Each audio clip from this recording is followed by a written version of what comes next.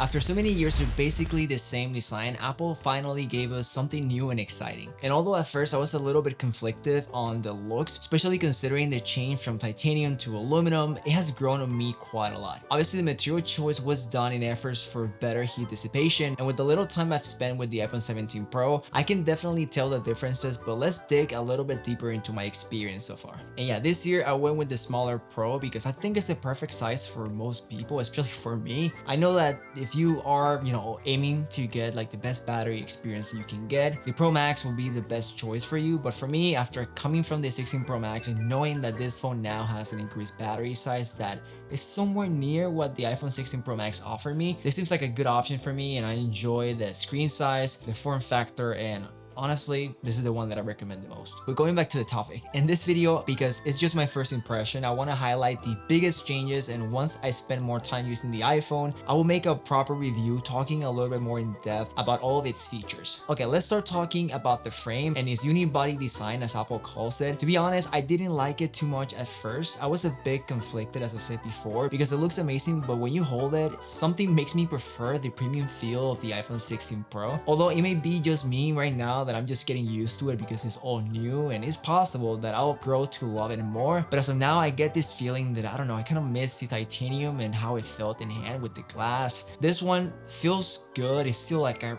obviously a high quality phone, but for some reason it feels different, obviously, and I don't know if it's a cheaper feeling or something else. I need more time with it, obviously, but first impressions, right? Okay, but the cool part about this unibody design is the fact that Apple now can fit more components inside of their phone without compromising too much on increasing the thickness significantly and being too constrained with its space. This allowed them to fit a bigger battery, especially in the models without physical SIMs, better camera components, and more importantly, solving the issue that many of us experience with previous iPhones, which is the overheating problem that we happen to have from time to time. And now, thanks to their internal vapor chamber, all of this has been pretty much solved. And now I will say that it's especially needed that we have the A19 Pro. The chip seems super powerful, and I don't do anything like crazy on my phone, if I'm being honest with you guys. The most power demanding thing that I do is mostly editing photos. But I noticed, and I'll probably give you some sample in a little bit, that when I jump into my gallery and I have like a photo that I want to edit, like a raw photo, and I want to put it on Lightroom, if I look back into what the iPhone 16 Pro did, it had like a small, like few second lag until the photo transferred to Lightroom. Now with the iPhone 17 Pro and the A19 Pro chip, it feels almost like instantaneous. The same goes for exporting photos. It feels super fast, and that's the experience that I have so far. And as for gaming, I really haven't gamed too much, because if I show you gaming, I really do it occasionally, but I really don't game on my phone, so it's not like a real situation that I will really put my phone through. As of now, I can tell you for sure that it's really good, it's fast, and that speed and power required a cooling system that could sustain that performance at good temperatures, because if we had the same design as we had before, we would have heat transfer issues, as you guys have seen. For those that don't know, the vapor chamber works by transferring the heat from the phone to the dionysus water inside of the chamber to then turn it into vapor. The vapor then moves into the cooler sections of the chamber away from the heat source, and as the vapor reaches the cooler areas, it condenses back into liquid and releases the absorbed heat. At that point, the vapor turns back into liquid and the cycle repeats itself, making the phone perform a lot cooler than before, which is a huge game changer, especially as I said before with the performance of the incredible A19 Pro. As you guys probably know, the phone seems to be very durable, especially when it comes to the new ceramic shield 2 in both the front and the back of the phone, but nothing changes that aluminum is a softer metal than titanium. So this year is more important than ever to wear a case. And I get it, your new iPhone 17 Pro looks beautiful. And if you're like me, you have to use a case that matches that incredible look of your new device. And thankfully, our sponsor Torras made a beautiful case for the iPhone 17 series that you need to check out. This is the Ostand Q3 Air, and not only is a great looking accessory for your new iPhone, but also has really cool features that will make you enjoy it even more. Torras is known for their famous stand that can rotate 360 degrees, making calls, media, or just having your phone in standby an easy thing to do while keeping its thin design, giving you the best pocket tripod you can get. As I said before, protection is the most important part of a case, and the Ostand Q3 Air features very stylish airbag corners that protect your phone from accidental drops without looking out of place and resembling your favorite athletic gear. Now on all contact points where you hold your phone the most, they have an anti-slip material that help you hold your phone securely under any scenario. All of this without making the case bulky and adding to the already premium design of the iPhone 17 Pro. The Ostand Q3 Air comes in multiple colors to match your style the best, but from the ones that I have here and the silver color of my iPhone, I think I like the deep blue the most. Torras also offers customizable buttons that you can use to switch your case around and maybe get a different look. And if you love them as much as I do, check the link in the description below, and thanks to Torras for sponsoring this video. The camera hardware, if you look, is basically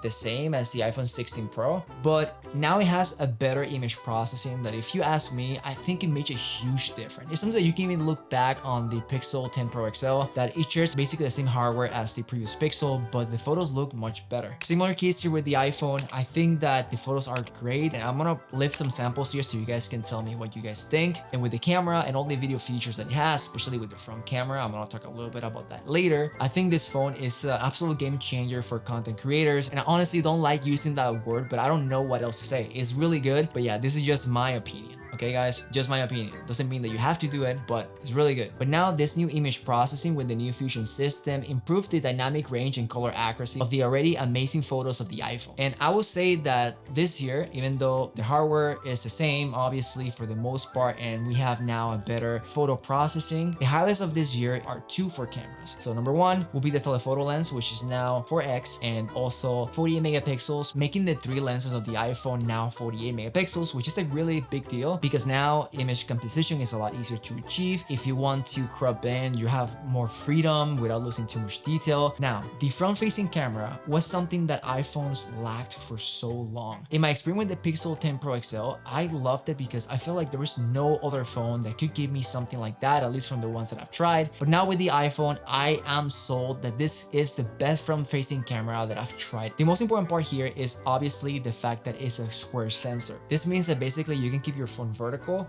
and take the basic portrait photos that you're used to taking on your phone as selfies, but then also, instead of doing the awkward twist of your phone to take the landscape photos, you can now just keep your phone vertical, and by doing this, you can get now what Apple calls center stage, which is similar to the feature that we have in our MacBooks and iPads, where when we move around, basically the camera follows you, but it's much more than that. Now you have obviously the landscape view of your camera, so if you need to take a selfie covering more people, you can definitely do that, or simply getting a better shot of whatever you're shooting at the moment. And honestly, from all the new ones, I think it's my favorite one. Now that the sensor is also bigger, you can take bigger images in low light scenarios. So even for video, it seems like a really good option for video creators. Seems like a great opportunity for open gate recording, but the iPhone doesn't seem to have that feature integrated yet, at least with the default app. And it seems like a great opportunity for other third-party companies to start building, features to allow you to use a whole sensor, making that front sensor work at all times fully open, making it basically open gate. Hey guys, this is a sample of the front-facing camera recording in log,